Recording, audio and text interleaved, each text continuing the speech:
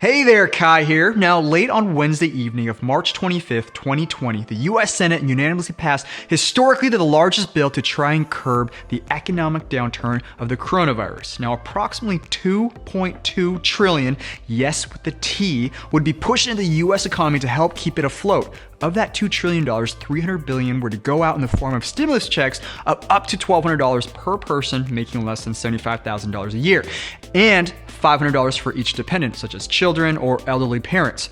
But it has now been a month after the bill has passed, and less than half of the 171 million Americans expected to receive a check have actually gotten their payment. What's going on? Good news.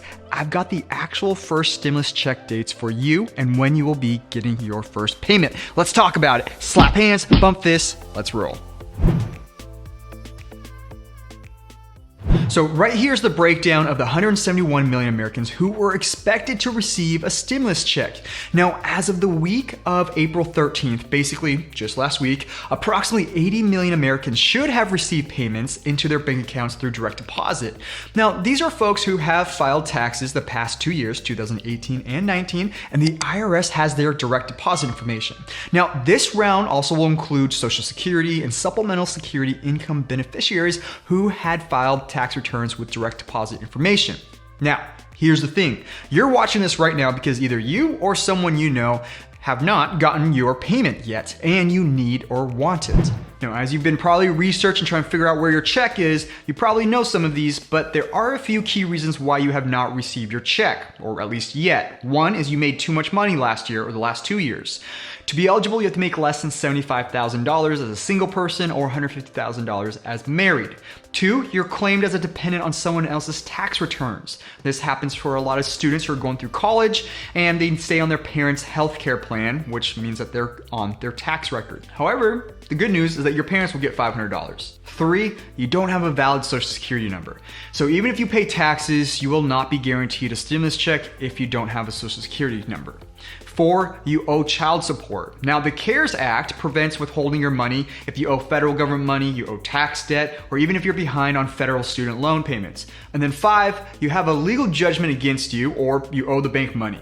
Debt collectors and banks may reach into your cookie jar if they have the legal right to garnish your income.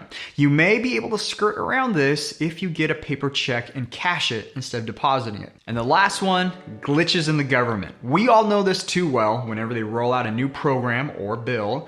Of course, with something this large, important, and cumbersome, there is going to be some fumbling around. So you may just have to wait until everything gets sorted out before you receive your payment or your check.